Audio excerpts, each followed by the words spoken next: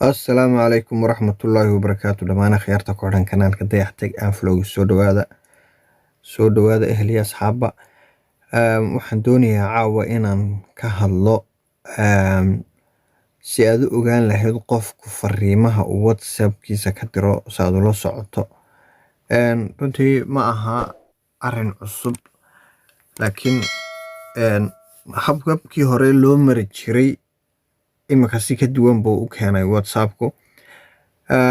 Si kale haddaan dhigno waa khayraadda dadkii khayraadda cashiradoodii inkastaana runtii ku talinaynin qofka inuu sameeyo aan dee aqoon guud uun qofka ugu talagalay inuu ka ogaado waxyaaba aan runtii aad u habboonayn. Aan idiin bilaabo casharka. Intaan idiin bilaabin haddaa kanaalka cusubtay fadlan ku soo biir, muuqaalkana like saar. WhatsApp-ka markaad saa toos u tagto waxaad aadaysaa saddexda dhibcood isdul saaran settingskaad aadaysaa.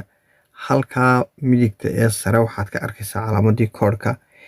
Halkaa imika markaad saa u timaado qofku halkaa hore hoose waxa ku qoran your friends can scan this code to get your WhatsApp number.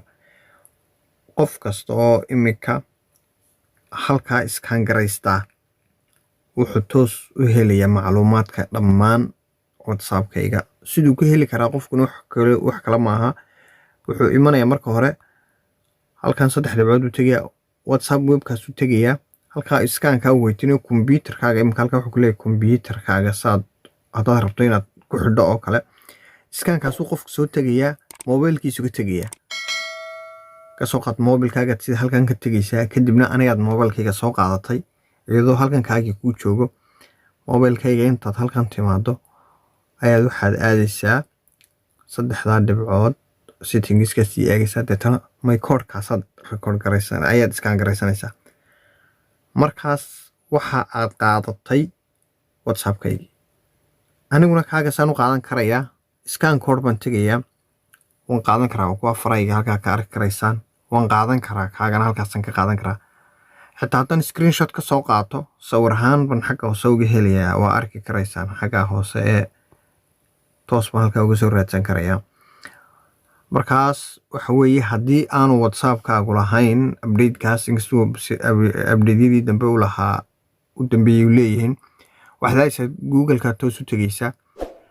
Waxaad kala soo degaysaa application-ka la WhatsApp web scan.